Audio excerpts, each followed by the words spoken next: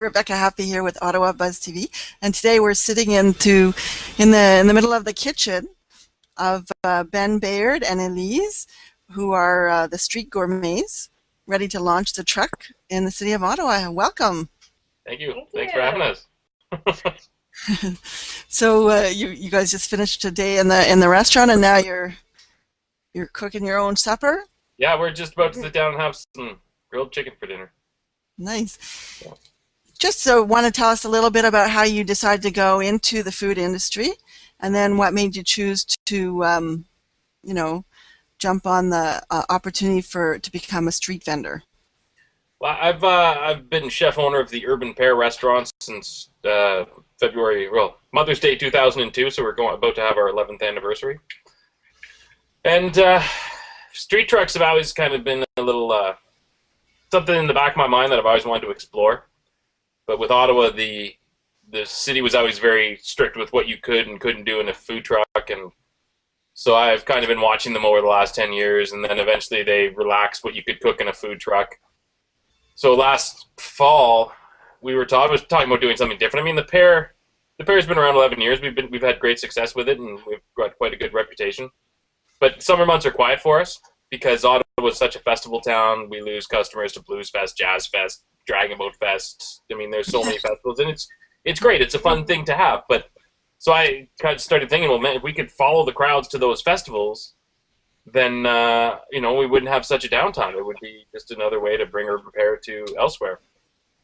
So we kind of eventually thought about it, got some money together, and figured last fall, well, let's just do it, and without a street permit, and we'll just do festivals, fairs, caterings, and then we put a deposit on the truck, and I was driving home from work about a week later, and I heard on the CBC that the city had announced 18 new spots for food trucks. So I kind of did a U-turn and headed to City Hall and got myself in line to get an application. And I mean, it's like we were first in the gate, and there wasn't even a gate there. It was the timing has been just golden for us.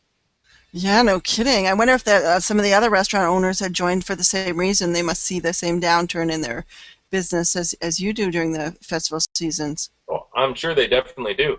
I don't know. There aren't many. I mean, of my sort of level of restaurants that are in on it now. There's a few. I mean, all these trucks. It's great that there's all these trucks coming out. I can't wait to see the final fleet. It's going to be so much fun. I mean, now that I've said that, is we kind of when we got the street spot, we changed when we were applying for the street spot.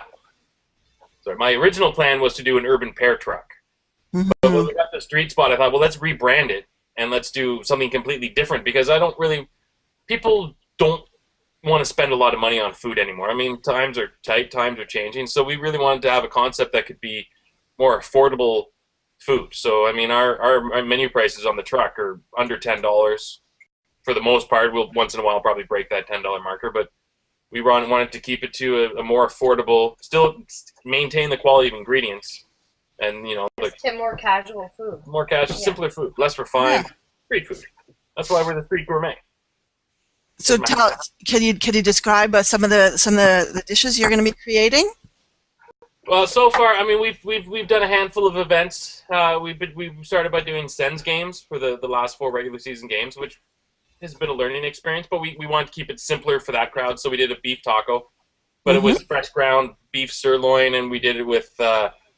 We still kept iceberg lettuce, but I marinated the iceberg in like a lime vinaigrette, and we served it with a really nice Prince Edward Island Monterey Jack cheese. And simple, but just the quality of ingredient was there, so they were delicious. Then we did one event at Kitchissippi Beer. Well, we've done two events at Kitchissippi Beer, but the first one we did a braised lamb shoulder taco. So it was, I mean, we marinated these beautiful lamb shoulders overnight in some spices, and then wrapped them in a banana leaf and baked them over for like 8 hours, and then shredded the meat. And then, I mean, so the flavor, we're big on building flavors, but it's just the concept is it's a taco. And we were doing to do pita wraps, and we started doing grilled cheese sandwiches at an event we did last weekend. And we're not rethinking the box. We're just taking comfort, wholesome street food, and we're making it with just awesome ingredients. And so is your menu going to be a changing menu throughout the summer, or you're just kind of every day?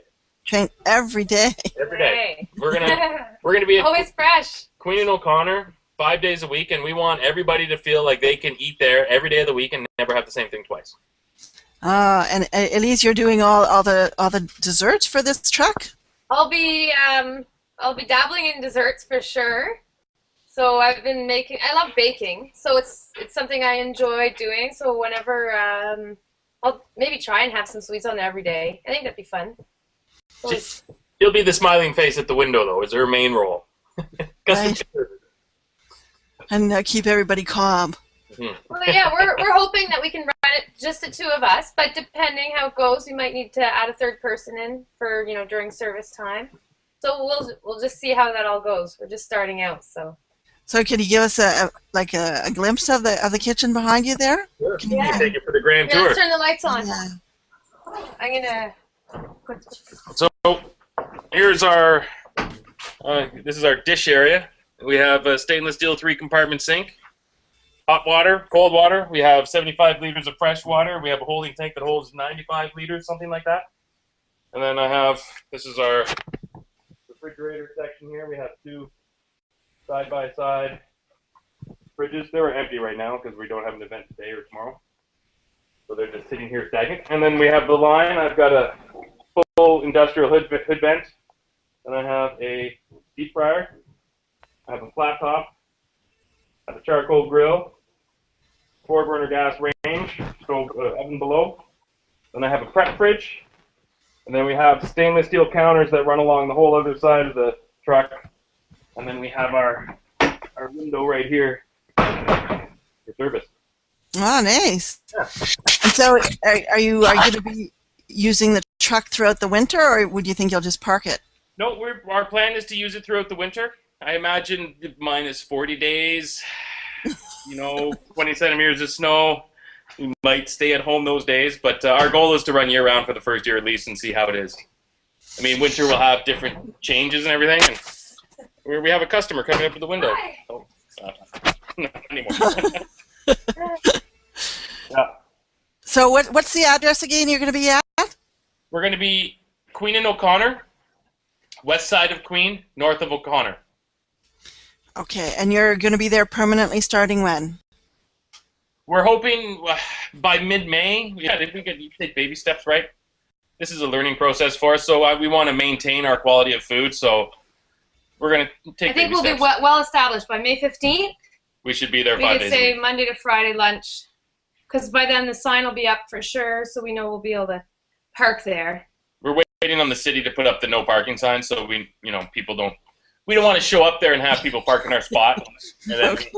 30 foot. Oh, so many details to think about, eh? Yeah, it's true. Well, thanks for meeting with us today, and looking forward to meeting you face-to-face and trying out one of your lunch menus one day. Thank you. Sounds good. Thanks for your tech support.